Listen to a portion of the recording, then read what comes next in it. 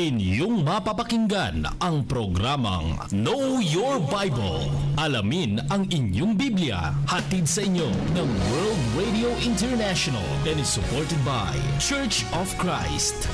Narito na si Brother Daniel Oliva. Magandang umaga po mga kaibigan at mga kapatid. Ito na naman ang programang Alamin ang inyong Biblia. Know Your Bible program. Hatid po sa inyo ng World Radio International, Whites, Perry Road, Church of Christ, and West Monroe, Louisiana, USA. Inyo po lingkod na nagbibigay ng mensahe, Brother Dan Oliva. Ang programang ito ay nasa radio, dito po sa GMA Radio DWRA, broadcasting every Sunday between 5 to 6, Barangay 92.7 FM. Pero dito po sa YouTube, na-advance natin ito sa Friday. This lesson is intended for June 16, 2024 at pinamagatan kong Grave Errors of Dispensationalism. No, medyo mahaba po yung ating title. No? Dispensationalism. Ang ating pong teksto ay Matthew chapter 24, verse 4 and 5. Ito pa ay kahilingan ng isang kapatid natin at binibigyan natin ng pansin para mga ibang kapatiran na hindi pa alam yung doktrina na ito ay malalaman nila, and at the same time they could also answer questions regarding this particular subject matter.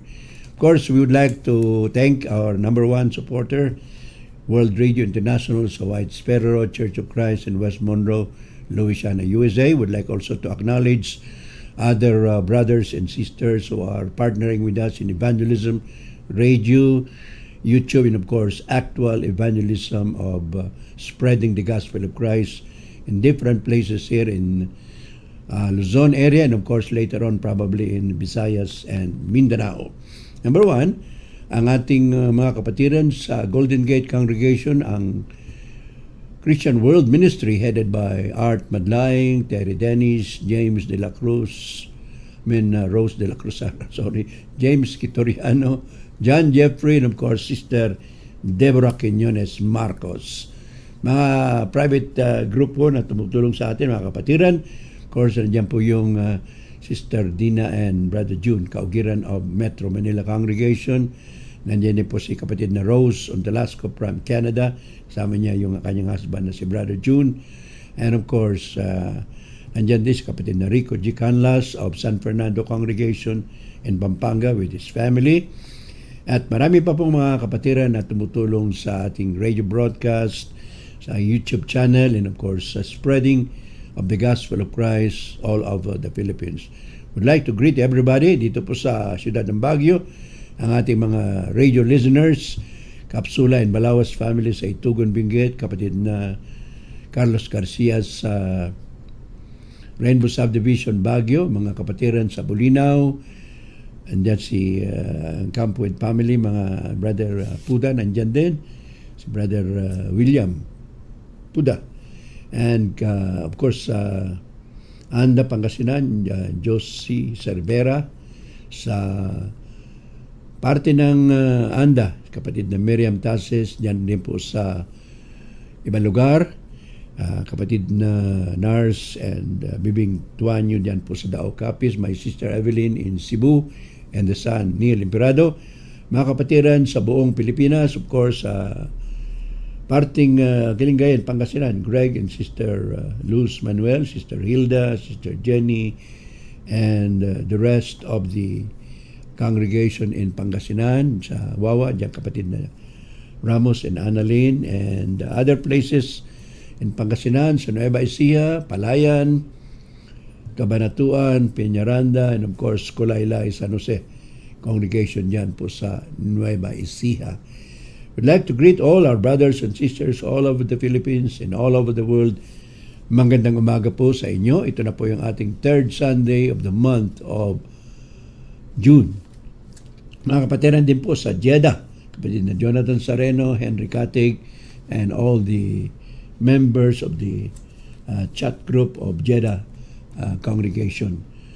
Ang ating pong teksto mababasa sa Matthew 24 verse 4 and 5. Ito pong sabi ng ating Panginoong Kristo, And Jesus answered and said to them, Take heed that no one deceives you. For many will come in my name, and they will say they are the Christ, and they will lead many astray. Yan po yung ating teksto sa wikang Tagalog, or rather wikang English. Now let's go to our English Tagalog version. Sabi ng Panginoong Jesucristo sa Matthew 24:4-5, sumagot si Jesus, Mag-ingat kayo upang hindi kayo mailigaw ni numan. Maraming paparito sa pangalan ko at magpapanggap na sila ang Kristo at marami silang maililigaw. Yun po ang sabi ng Panginoon, Matthew 24:4-5. Now let's go to our introduction. Ito po ay halo ng Tagalog at English for the sake of our brothers and sisters all over the Philippines na hindi naman masyado nakakaintindi ng Filipino version. And of course, the English is for our brothers and sisters all over the world. Alam natin ang English language is the lingua franca of the whole world. International language, katulad po ng Greek noon. Now let's go to our introduction. In recent years, a most dangerous deception known as the secret rapture has captivated many people of various churches. This heresy, with other pernicious teachings, is known as modern dispensationalism. So yun po yung ating introduction. Mga nakarang panahon, mayroon pong pumasok na sabi na nating delikado. Napakadelikado na doktrina at ito po ay tawag nila sa English, secret rapture. Parang sikreto na pag-iiba ng mga kapatiran. Mamaya, babasahin po natin yung text dyan. At ito po ay hindi lamang nakapasok sa iba-ibang congregation, but sabihin na natin mostly different congregations, pati yung mga kulto, tinuturo po nila ito. And this heresy po ang ibig sabihin, maling doktrina, heretical teaching, maling doktrina. At marami pang mga doktrina na nakakapinsala sa kaluluwa ng tao, ay ito'y tinatawag ngayong modern dispensationalism. Moderno na dispensationalism. Napakahaba po ng ating termino. Now let's study the errors of this particular doctrine, dispensationalism, particularly the teaching on secret rapture. Sabi ng Panginoon Jesucristo sa Juan 8:32, malalaman ninyo ang katotohanan at ang katotohanan ang siyang magpapalaya sa inyo. So ito pong leksyon ay divided into three. Number one is the brief history of modern dispensationalism. Number two, part of the lesson, 4 grave errors of modern dispensationalism. And number 3, refuting the errors of modern dispensationalism.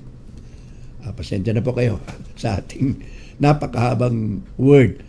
Sabi na lang, of course, the word dispensation means age, kapanahunan sa Tagalog.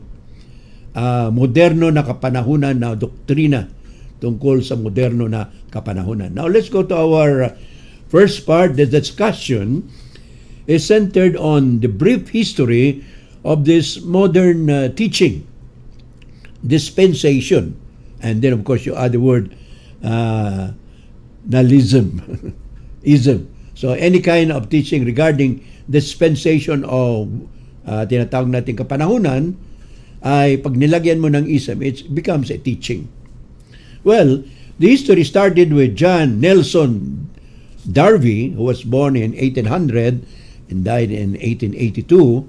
He was an Anglo-Irish founder of the group called Exclusive Brethren, and he became the father of modern dispensationalism and futurism. So ito po yung parang pinaka-author, pinaka-pasimula ng doktrina ng moderno na tinatawag nating dispensation.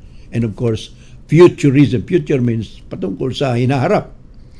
This particular doctrine was first brought to America by so-called by the name of Malachi Taylor sometime, and of course he was born October 1827 and he died in the year November 1897, and this particular guy was a member of the Plymouth Brethren. So yung grupo na tawag doon sa kanila, Plymouth Brethren. And the leading exponent of this particular group was Dr. Cyrus Ingerson Scofield, who prepared a new edition of the Bible. So itong si Scofield po, gawa ng bagong edition ng Biblia. And of course, it was later called the Scofield Bible, published in 1909. At ito po ay parang commentary. It has some notes, summaries, and other parts. Pag tinignan mo yung Scofield Bible, meron pa akong kopya sa bahay, para po siyang commentary. Sa baba nung may mga footnotes siya, etc. So, yung iba, may magaganda rin. So, mas maganda kung makabili kayo ng one copy of the so-called Scofield Bible. This system of errors are in one volume. Yun tawag nating Scofield Bible, and accounted for the rapid spread of these grave errors.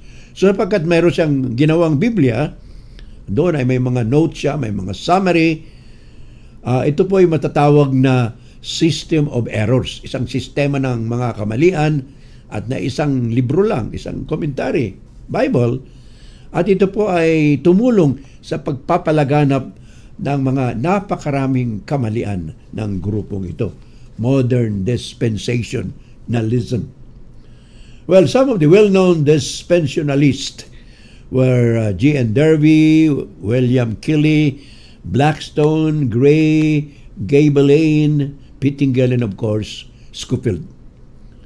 Now, dispensationalism is such a grave error that it shows the willful sin of man awaiting the judgment of God. So mali po itong doktrina na ito, pero ito ay nakapokus sa willful sin of man. Talagang sinasadya na kasalanan. At ito po ay naghihintay lamang ng paghukom o paghahato ng ating Panginoon Diyos. So yun po yung brief history. Kung gusto nyo pang malaman, marami namang sources ng grupong ito. Now let's go to, there are about so many errors actually, pero ang ating pong pinansin ngayon sa ating leksyon, sapagkat napakahaba, there are only 4 grave errors of this modern teaching on dispensation. Ano po yung mga errors na yan? 1, 2, 3, 4. 4 lang po ang ating papansinin at bibigyan din natin ng kasagutan dito sa ating pag-aaral sa umagang ito, dito po sa ating World Radio International Radio Broadcast, and of course nasa YouTube channel. Number 1, the secret rapture fallacy. Yung sekreto na pagtuturo tungkol daw sa tinatawag nating secret rapture. Ano po ibig sabihin ng secret rapture? The secret rapture is the silent taking away of the church before the time of trouble or the so-called Great Tribulation. So, aalisin daw yung miyembro ng iglesia dito sa mundo, dadalhin sa kalangitan, bago daw dumating yung tinatawag nilang Great Tribulation o dakilang pagsubok o dakilang persecution. Tinatawag nilang persecution galing sa mga, of course, non-believers. Ang ginagamit po nilang teksto dito ay 1 Thessalonians chapter 4:17, at ganito ang sinasabi ng 1 Thessalonians 4:17. We who are alive and left will be caught up together with them in the clouds to meet the Lord in the air. So sabi nila, ito yung secret rapture. Tayo ron ng mga buhay, pagdating na ni Kristo, ay dadalhin tayo sa alapaap. Later on, hanggang doon sa paradise siguro. At kung sasalubungin natin ang Panginoon sa alapaap, in the Lord. So yun po ang sinasabi nilang secret rapture. Secret kasi nga, hindi alam ng mundo na ito ay nangyayari. So ang mga miyembro lang ng Iglesia ng Panginoon, Christian so-called, know only. They are the ones only who know what is happening. Well, the word rapture comes from the Latin word raptus, which means this, kinuha.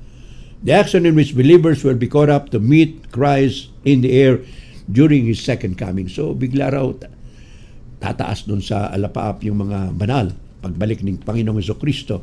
Well, 1 Thessalonians 4:17, the word Latin Vulgate is using the word rapimur, which means rapture, caught up or seized. Biglang kinuha, dinala sa alapaap. So we shall see later when the secret rapture will really take place, and before the 7-year tribulation, the church will be caught up to heaven. So bago daw dumating yung great persecution, great tribulation, dadalhin daw yung mga banal sa alapaap pagbalik ni Kristo. And of course, that is a secret. Hindi alam ng mundo na gano'n ang nangyari. So yun po yung secret rapture fallacy. And the saints will be with Christ in heaven until the second coming, which occurs at the end of tribulation. So, babalik daw yung mga banal kasama ang Panginoon pagkatapos daw ng great tribulation. Sabi nila, 7 years daw yun eh. So, yun po ang teaching. And of course, what happens when Christ will return to earth with the saints after the so-called rapture and at the end of the so-called Great Tribulation? Medyo complicated po yung mga teachings nila. Pero kung pag-aaralan natin, simple lang po. Now, let's go to the second part. Another error na tinuturo ng grupo na ito, the return of the Jews to Jerusalem. So sabi ng grupo na ito, yung mga modern dispensationalism, sabi nila, it is a hope of the restoration of the Jewish nation at Jerusalem. So babalik daw yung mga Hudyo doon sa Jerusalem. At ginagamit po nila yung mga teksto sa Old Testament. For example, in the book of Zechariah, chapter 12, verse 10, chapter 13, verse 1. Basahin nyo na lang po ito. Pero ang summary po ng sinabi ni Propetang Zecharias, o Zacarias, sa English, Zechariah, sa ating version, Zacarias. Well, Zechariah indicated that the Jewish people would turn to God through the Messiah after returning to Israel. So sabi ng prophecy daw nila, ang mga Hudyo ay babalik sa Panginoon. Through, of course, Jesus Christ. Pag sila ay nakabalik na doon sa kanilang bansang Israel. Yun po yung turo nila. And it's based on Zechariah chapter 12 verse 10, chapter 13 verse 1. Ezekiel stated God's promise. Ito po yung mababasa sa Ezekiel chapter 36 verse 24. I will take you from the nations, gather you from all the lands, and bring you into your own land. So sabi ni Ezekiel, sa kanyang sulat, of course, Panginoon Diyos ang nagsasalita nito through Ezekiel. Titipunin ko kayo sa iba't ibang bansa, sabi niya, at dadaling ko kayo sa sarili niyong lupain. Ezekiel chapter 36 verse 24. So they are saying the spiritual regeneration of Israel follows the restoration of the Jewish people to the land, according to Ezekiel chapter 36 verse 25 and 26. Ulitin ko po, the spiritual regeneration of Israel, yung pagbabalik ng bansang Israel, spiritually speaking sa Panginoon, and of course through the Messiah, ito rin do po ang pagbabalik ng mga Hudyo, and the whole Israel to the land of Israel. And of course, alam natin sa history that the nation of Israel was given independence and recognition by the United Nations in the year 1948. So, bansang Israel lang po yan. Pero napakaliit po ng lugar na yan. In comparison to the kingdom of Solomon, first, the great king of the Israelites in the Old Testament. So, regarded, Israel will, as a nation, turn in faith toward the Messiah. So, pag sila pa ay naging bansa na, babalik na sila kay Kristo, maniniwala na sa Panginoong Jesucristo. And it is claimed that God would restore the dispersed and persecuted people to the land after 2,000 years of exile. So kung titingnan mo, from the time na na-exile sila doon sa Babylonia until probably the time of Christ and until our time, babalik daw sila sa bansang Israel. At meron pang nagtuturo na pati yung templo i-restore. Mayroon another teaching na po yan. Now let's go to the third error of this particular group, modern dispensationalism. False teachings about the kingdom of God. Ito yung turo nila tungkol sa kaharian ng Panginoon Diyos. When the Jewish people rejected Jesus to be their king, the setting up of the kingdom was postponed. So sabi nila, nung hindi tinanggap ng mga Hudyo si Kristo nang siya ay naparito sa lupa bilang hari, na-postponed. Hindi itinatag yung physical na kaharian. Kundi sa halip, sabi nila, the kingdom took on its mystery form under the name of the kingdom of heaven. So, sa halip na real kingdom, tinawag nilang kingdom of heaven. Kasi sinasabi nga ni Kristo, kingdom of heaven. My kingdom of this is not of this world. So instead of the kingdom, some people say the church was established. So in place of the kingdom, ang iglesia po ay natatag sapagkat sinabi ng Panginoon sa Kristo, Matthew 16 verse 18, I will build my church. And then verse 8:19, doon sa baba, sabi niya, I will give you the keys of the kingdom. Kausap niyo po si Apostle Peter. Sabi niyo, I will build my church. Then sa verse 19, sabi ng Panginoon, bibigay ko sa iyo ang mga susi ng kaharian. So the church and the kingdom, pareho lang. So after the tribulation, dakilang pagsusubok, the saints will return with Christ who will inaugurate His millennial kingdom. Ayon po sa Daniel chapter 7:27. Yun pong ginagamit nilang teksto. The book of Daniel chapter 7:27. So pagkatapos po ng dakilang pag-uusig or great revelation, yung mga banal daw na galing sa kalangitan, paradise, babalik dito sa lupa kasama si Kristo, and that's the time that they will set up their physical kingdom, and it will be for 1,000 years. So, ang tawag nilang millennial reign of Christ here on earth. And of course, this heresy teaches a favorable opportunity for salvation during the millennium. At sabi nila, sa panahon ito ng millennial reign of Christ, maraming tao ang babalik at baka sakali all of the people of the world ay magiging servants na ng Panginoon. And of course, they use the passage in the book of John, chapter 5, verse 25. Ganitong sinasabi sa John 25. English po. As proof that those who died will have the gospel preached to them. Itong ginagamit nilang teksto. John 5:25. The time is coming, sabi ng Panginoon, and now has come, when the dead will hear the voice of the Son of God, and those who will hear will live. Ulitin ko po. Darating ang panahon, at ngayon na nga, na ang mga patay ay mapapakinggan nila ang tinig ng anak ng Diyos, at ang makaririnig ng boses na yun o tinig na yun ay mabubuhay. So yung buhay na doon, usually they interpret it as physical life, literal. At ginagamit pa nila yung teksto sa Psalms, 2 Peter 3 verse 9. Sabi nila, the Lord is long-suffering to us word, not willing that any should perish, but that all should come to repentance. So ginagamit nila yung bersikulo nito sa 2 Pedro 3:9. Ang Diyos daw ay mapagpasensya para sa atin, ayaw niyang may wawala, hindi maligtas o mapahamak man, kundi ibig niya na magsisi ang mga tao. At of course, pagkasisi, maliligtas na sila. There are other verses that they use. They also contend that judgment and salvation belongs to the Lord. Sabi nila, ang paghukom, paghatol, at pati ang kaligtasan ay nasa Panginoon. So, pwede niyang iligtas yung gusto niyang iligtas. Psalms chapter 96 verse 13, sabi nila, ito yung verse na, God will judge the world in righteousness. Hahatulan ng Panginoon Diyos ang mundo sa kanyang katuwiran. So, titingnan niya kung sino yung matuwid na tao. Jonah chapter 2 verse 9, ito ay ginamit pa rin lang teksto. Salvation belongs to the Lord. Alam niyo yung kwento ni Jonah, the prophet. Sabi ng Panginoon kay Jonah, punta ka sa Tarsis, sa Nineveh, at sabihin mo sa mga tao doon, 40 days na lang at gugunawin ko na yung lugar. Kaso nagsisi yung mga taga Nineveh sa Tarsis, not in Tarsis. The people at Nineveh repented and they returned to God, and God did not destroy the city of Nineveh and Assyria.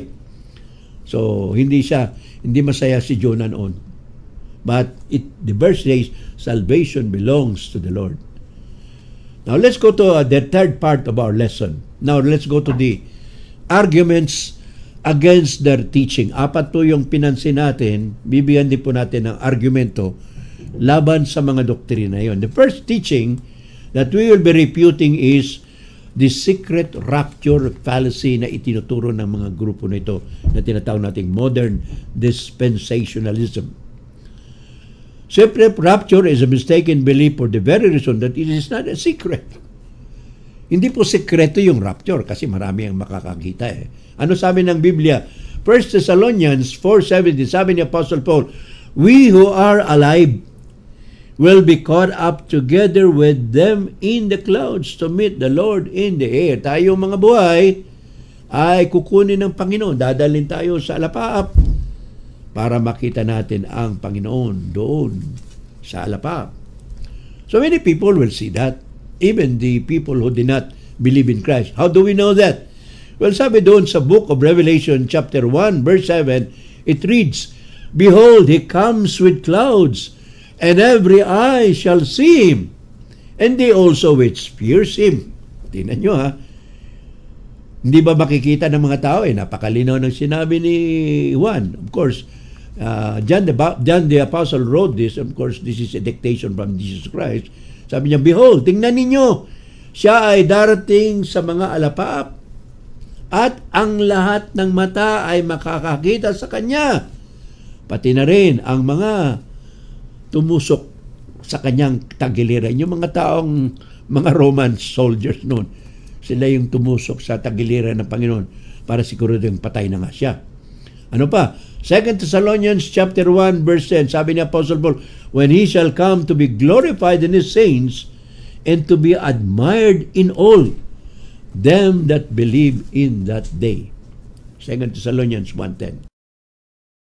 Patuloy po tayo sa ating pagpatalakay sa secret rapture fallacy at nabanggit natin in 2 Thessalonians chapter 1 verse 10 where the Apostle Paul said, when he shall come to be glorified in his saints and to be admired in all them that believe in that day. So Paul said, when Christ will come with his saints, he will be admired by all. In other words, paano siya pupurihin ng mga tao kung hindi siya makikita? Ito yung admired by all, hindi yung mga banal na kasama ng Panginoon. So very clear mga kapatid, na there is no such thing as secret rapture. Kasi pagbalik ni Kristo, makikita siya ng mga tao ayon sa mga binasa nating teksto. Number 2, error na sasagutin natin. The return of the Jews to Jerusalem. Ang pabalik ng mga Hudyo sa Jerusalem. Does the Bible teach that the dispersed Jews would be restored and would return to Jerusalem as a nation? So katanungan po yan. Tinuturo ba ng Biblia ng mga Jewish people na nagsipangalat sa buong mundo ay makakabalik pa sa Jerusalem bilang isang bansa? Yun ba ang tanong? Now, ano po sinasabi ng Biblia? Well, let's go back to a little history in the Bible. Ano yun sa Old Testament history? Alam natin na yung Northern Kingdom, yung composed of 10 tribes, was destroyed by the Assyrians in about 722 BC. Nahati po yung 12 tribo. Yung 10 tribes, tinawag pong the Northern Kingdom of Israel. Ito po ay pinatay ng mga Assyrians noong panahon, 722 BC. Pinasok po yung Samaria, pinagpapatay sila at ang iba po ay ginawang alipin at hindi sila nakabalik doon sa kanilang teritoryo sa Northern Israel, especially Samaria. Kaya yung Samaritans po, mistiso po yun, hindi mga pure na mga Hudyo, half Jews and half Gentiles. Right. Second part, the Southern Kingdom or the so-called Judah, ito yung composed of dalawang tribo, the tribe of Judah and Benjamin, did not also last long, about 350 years, and finally, in 586 BC, 586 BC before Christ, sila po ay winasak din, sinira. The Babylonians entered the city of Jerusalem, destroyed the temple, etc. At marami pong ginawang alipin, dinala po sa Babylonia. Alright, yun po nangyari doon sa Southern Kingdom or the so-called Judah, composed of Judah and Benjamin, and they were also totally destroyed, including the temple, about 586 BC by the Babylonians. So physically, brothers and sisters, it would be a miracle if all the 12 tribes can be gathered, restored, and could resettle in Jerusalem. Ngayon po, yung mga Jewish people o mga Israelites nandun sa Israel, hindi po naalam kung saan silang tribo. They do not know. Wala na po yung mga records na yun. Remember, the Jewish nation, as you will know, they rejected the Messiah. Nung dumating si Kristo nung panahon na yun, hindi nila kinilala si Jesus na Mesiyas or tagapagligtas. They called him a traitor or blasphemer or a fake Messiah. So the new Israel now refers to the Lord Jesus Christ Church. So sino yung bagong Israel? Ang iglesia ng Panginoong Jesucristo ngayon. The Church of Christ is the new Israel in the Bible. Ano sabi ni Apostle Paul sa Romans chapter 4 verse 16? And of course, the children of Israel are also called the children of Abraham by faith. Ano sabi ni Apostle Paul? Romans 4:16. Paul wrote that everyone who comes to God by faith are the children of Abraham. So paano tayo naging anak ni Abraham? Kalahi ni Abraham. When we believe in God, through Jesus Christ, we can be called the children of Abraham by faith. Kasi si Abraham, naniwala siya sa Panginoon kahit wala pa yung 10 Commandments, hindi pinabibigay kay Abraham. Sumampalataya na siya sa Panginoon. And according pa rin sa Apostle Paul, all Israelites who come to faith in Christ in some future time, after God removes the hardening of their hearts, will be saved. That is not true. This will include enough Israelites to represent the nation as a whole, though it will not in reality include every Israelite. Kung sila man po ay babalik ng mga Israelite, meron pa mga Hudyo, meron pa mga Israelites na bumabalik sa Panginoon. But not all of them. If you go to Israel, you ask them about Jesus Christ, many would not believe in Christ. So, sino yung spiritual Israel? It refers actually to the church. So, merong mga physical Israelites, tanging Panginoon Diyos lang po nakakalam yung tunay na numero nila. But there is no such teaching that all of them will go back to Jerusalem and live there as a nation, katulad ng kaparangunan ni Haring Solomon at ni Haring David. Now let's go to the third teaching. Very shortly lang po. The false teachings about the kingdom of God. Ano po ang doktrina nila sa kaharian ng Diyos? Well, of course, we all know, we have already discussed a while ago, that the church now is the spiritual kingdom of God. Hindi po physical kingdom. Ano sabi ng Panginoong Jesucristo? My kingdom is not of this world.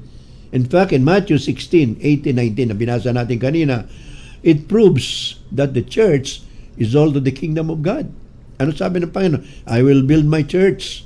And then verse 19, sinabi niya kay Apostle Peter, I will give you the keys of the kingdom. So the church is also the kingdom. The kingdom is the church. Colossians 1:13, ano sabi ni Apostle Paul? Sabi niya doon sa English, who hath delivered us from the power of darkness and hath translated us into the kingdom of His dear Son. Talking to the Father of heaven, in heaven, sabi ni Apostle Paul, ang Ama sa langit, siya ang nagpalipat sa atin mula sa kapangyarihan ng kadiliman at tayo ay inilagay niya. Inilipat niya sa kaharian ng kanyang minamahal na anak. Sino yung minamahal na anak ng Panginoon Diyos? Si Kristo, di ba?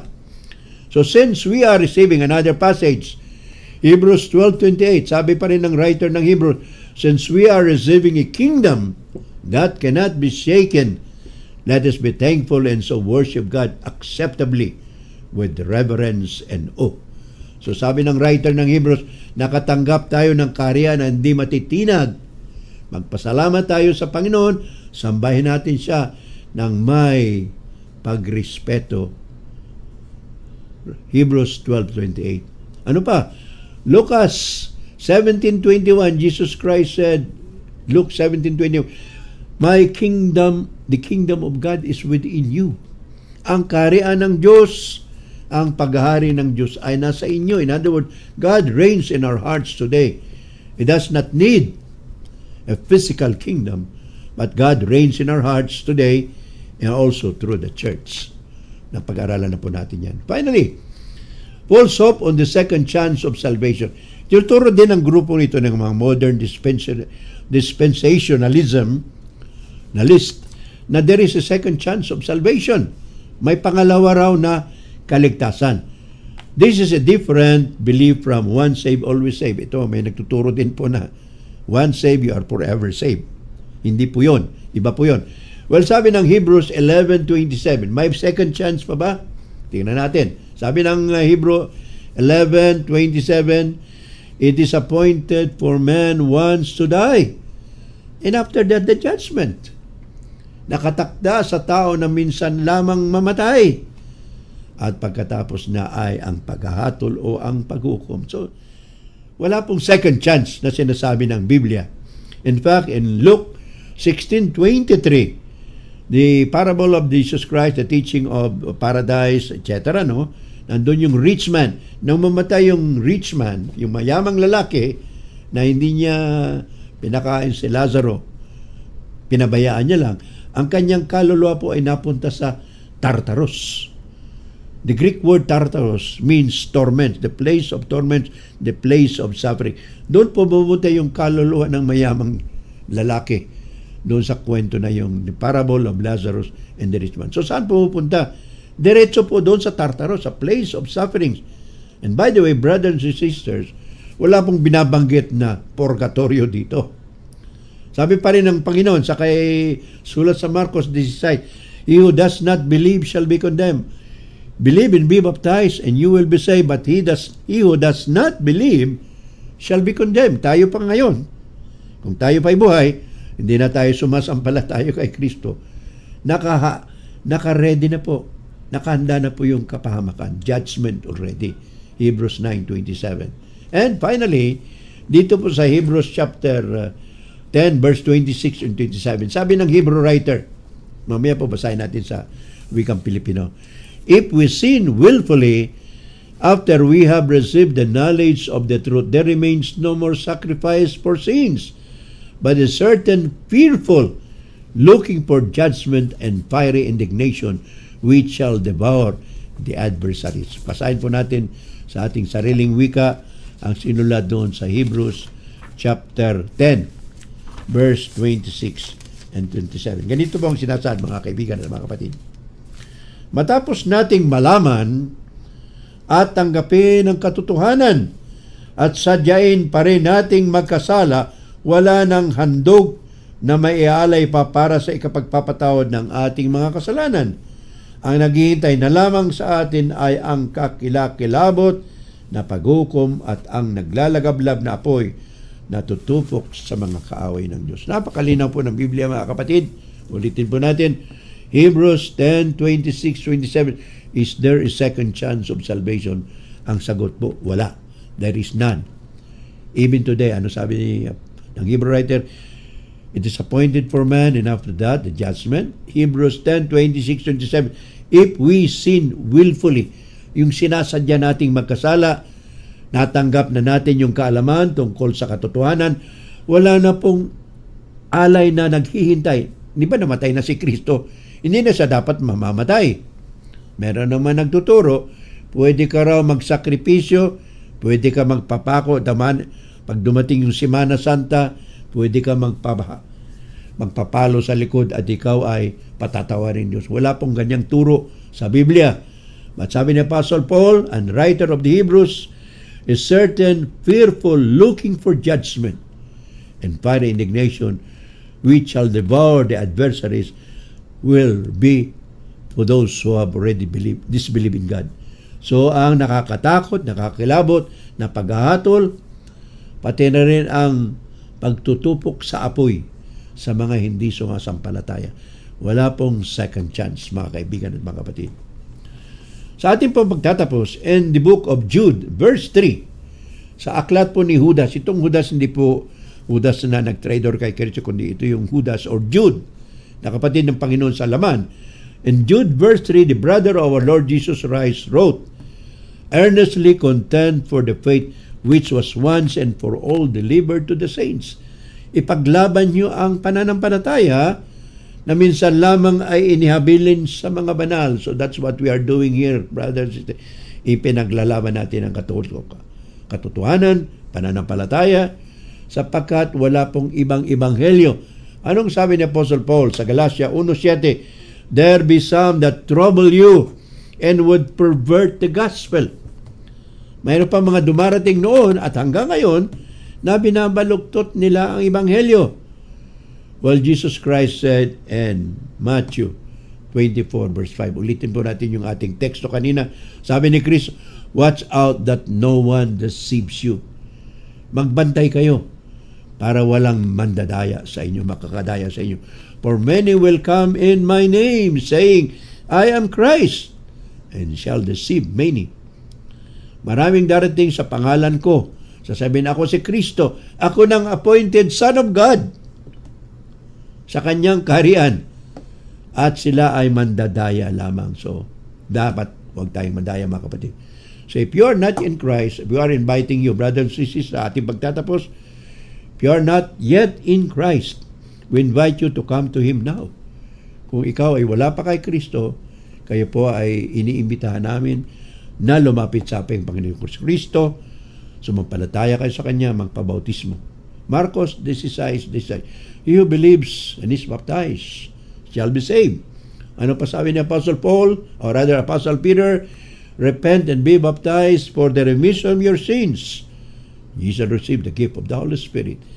Magsisi kayo, magpabautismo sa pangalan ng Panginoong Kristo sa kapatawaran ng inyong mga kasalanan at tatanggapin ninyo ang kaloob, regalo ng banal na Espiritu.